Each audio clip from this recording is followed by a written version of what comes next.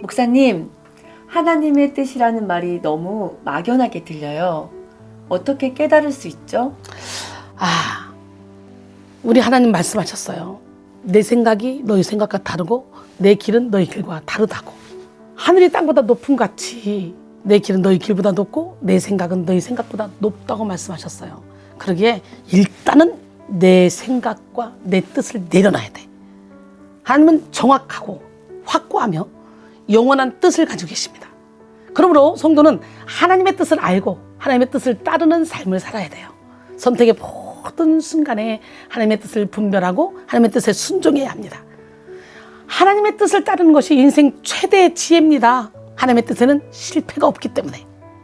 죄는 히브리어로 하마르티아인데요, 관역에서 빗나가다라는 뜻을 갖고 있어요. 즉 하나님의 뜻에서 비켜나간 모든 것이 다 죄입니다. 인간이 보기에 악하고 잘못된 것이 죄가 아니라 하나님의 뜻을 거스르는 모든 것이 다 죄예요. 우리는 내 소견에 옳은 일이라도 하나님의 뜻과 다른 것이라면 죄가 될 수 있다는 것을 깨달아야 돼요.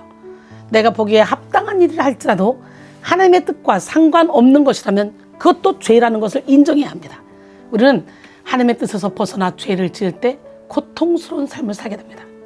하나님의 뜻을 모르는 만큼 헤매고 하나님의 뜻을 떠난 만큼 방황하게 됩니다. 하나님의 뜻과 엇갈릴수록 우리의 인생은 복잡하고 괴로워집니다. 우리는 하나님의 뜻을 알기 위해 말씀을 가까이 해야 합니다.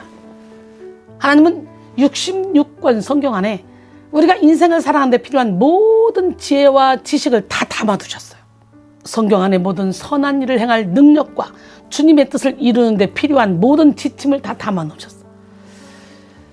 우리는 하나님의 깊고 오묘한 뜻을 다 알 수 없다 해도 하나님의 뜻을 알고자 하는 열심을 가져야 돼요. 여호와를 알자, 힘써 여호와를 알자 그랬어요. 이게 힘입니다. 여호와를 아는 것이 힘. 하나님의 말씀, 이 성경 말씀에 구체적으로 우리가 누구와 결혼할지, 무슨 일을 할지, 어디로 가야 할지 적혀 있는 것은 아니기 때문에 어떻게 행해야 할지 알 수 없을 때가 있을지라도 우리는 하나님의 뜻을 알려는 태도를 가져야 돼요. 앤드류 머레이는 인간의 가장 잘못 중 하나는 하나님의 뜻을 알 수 없다는 속단이다 라고 했어요. 우리는 하나님의 뜻을 이루기 위해, 맡기신 사명을 감당하기 위해 하나님의 뜻을 분별하도록 힘써야 합니다. 로마서 12장 2절에는요, 너희는 이 세대를 본받지 말고 오직 마음을 새롭게 함으로 변화를 받아 하나님의 선하시고 기뻐하시고 온전하신 뜻이 무엇인지 분별하도록 하라 그랬어요.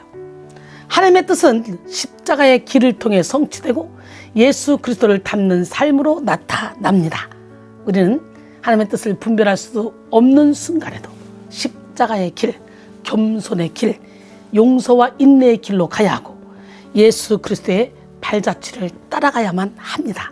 그러다 보면 나도 모르는 사이에 하나님의 뜻을 깨닫게 되고 하나님이 기뻐하시는 일을 하는 삶을 살게 되죠.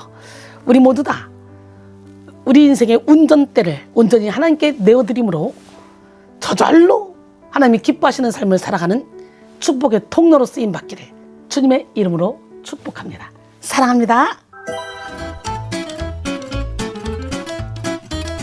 여러분, 신앙생활 하시면서 궁금했던 점 속 시원하게 풀어드리는 백성 톡톡, 구독, 좋아요, 알림 설정 눌러주세요. 사랑합니다.